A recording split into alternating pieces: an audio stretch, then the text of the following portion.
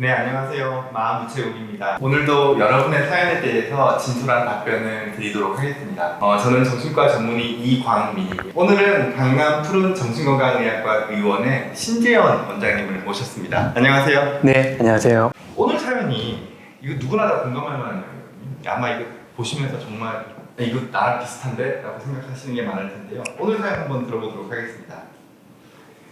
안녕하세요. 전 안 좋은 습관이 있는데 어디든 약속에 자꾸 늦어요. 친구들 모임에도 늦고 일 제출 기한도 늦고 아이 어린이집 차량 태우러 나가는 시간도 늦어요. 약속이 있으면 미리부터 움직여서 준비하는데도 결국 아슬아슬하게 시간에 맞춰가거나 늦거나 해버립니다. 일에서 늦는 건 좀 더 완벽하게 마무리해서 제출하고 싶어서라고 하지만 약속 시간에 매번 늦는 건 대체 왜 그럴까요? 늦고 나서 자책하고 다음에 제 시간에 나와야지 하면서도 늘 아슬아슬하거나 늦거나 합니다.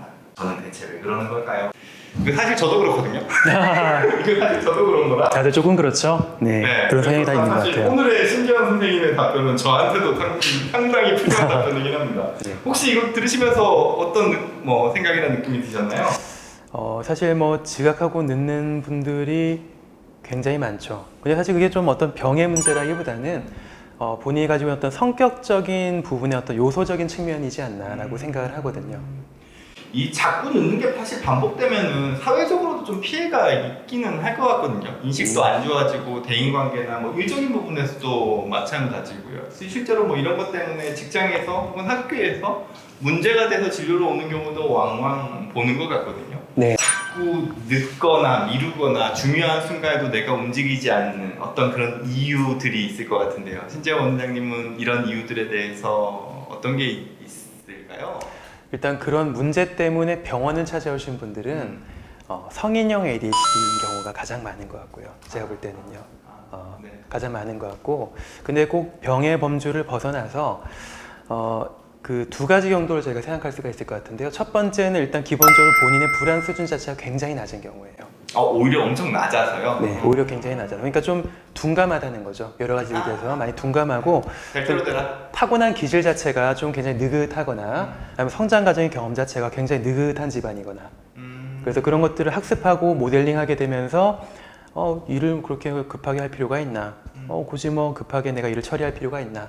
라는 쪽으로 좀 성격 형성이 되다 보면은 낮은 불안 수준과 그런 좀 만만디 같은 성격을 가지게 되고 이런 것들이 좀 밖에서 보기엔 굉장히 답답하죠. 근데 그런 분들은 절대로 병원 안 올 것 같은데요? 본인이 괴롭지 않다고 느낄 거 아니에요? 그죠? 그렇죠. 근데 또 이제 어떤 좌절을 경험하게 되면 또 올 수도 있고. 그렇죠. 주변 사람들이 엄청 힘들어서 끌고 올 수는 있을 것 같아요. 그럴 가능성이 제일 들고요. 높기는 하죠. 네, 본인이 힘들다고 생각하지는 않고요, 잘. 이게 약간 어떻게 보면 히피 같은 사람들이죠. 그럴 수 있죠. 네. 낙천주의, 극단적인 낙천주의. 네, 해당되는 것 같아요, 충분히. 히피도 그런 것 같고요. 전 반대도 가능할 것 같다는 생각도 드는데요, 근데. 네, 또 반대로 불안 수준이 굉장히 높은 사람들도 있을 수가 있거든요. 불안 수준이 높다는 거는 이제 완벽주의를 말하는 건데요. 그러니까 내가 이거를 반드시 꼼꼼하게 처리를 해야 된다는 생각 때문에 일을 계속 붙잡고 있는 사람들이 아마 주변에 한두 명씩은 있을 것 같아요.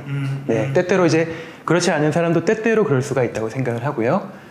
그래서 완벽해야 된다는 생각이 불안을 굉장히 많이 불러일으키니까 그런 불안 때문에 안절부절 못하면서 또 일은 처리가 안 되고 일이 처리가 안 되니까 다음 일을 좀 넘어가지가 못하게 되고 이런 문제들이 자꾸 생기게 되면서 일을 자꾸 늦추게 되고 그르치게 되는 거죠. 그렇죠. 강박이 있으면 낮은 강박에서는 자기 주변의 정리를 엄청 꼼꼼하게 하지만 그 강박의 수준이 엄청 높아지면 엄두를 못 내고 이거 치우지를 못하면서 점점 지저분해지잖아요. 맞아요. 아무것도 못하게 되죠.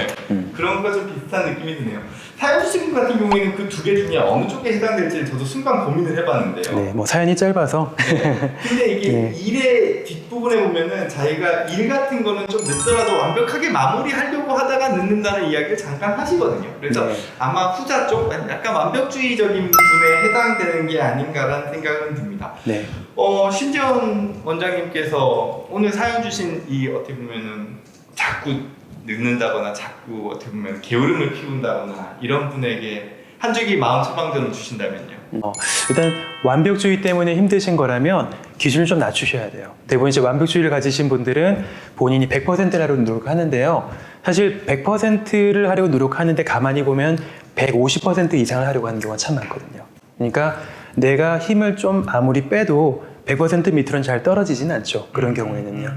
최대한 힘을 빼는 좀 경험을 하셔야 될 것 같고요. 또 우선순위를 구별하는 게 굉장히 중요합니다. 우선순위를 구별한다는 거는 내가 진짜 힘을 쏟아야 될 것과 쏟지 않아도 될 것을 먼저 구별하고 난 다음에 힘을 쏟아야 될 것에 대해서 100% 열심히 하자. 단 힘을 쏟지 않아도 될 것들에 대해서는 힘을 최대한 빼자 라고 생각을 하고 그 일을 시작하는 거죠. 근데 이게 막상 머리 안으로 생각할 때는 모든 일이 다 중요한 것 같다고 느껴지죠. 네, 거기에서는 일단 머릿속으로 생각만 하지 마시고요. 기록하는 게 중요합니다. 내가 진짜로 어떤 것이 중요한지 중요하지 않은지를 종이를 펼쳐놓고 목록을 정해놓고 난 다음에요. 중요도를 점수를 매겨도 좋고요. 상중하로 매기셔도 좋고요.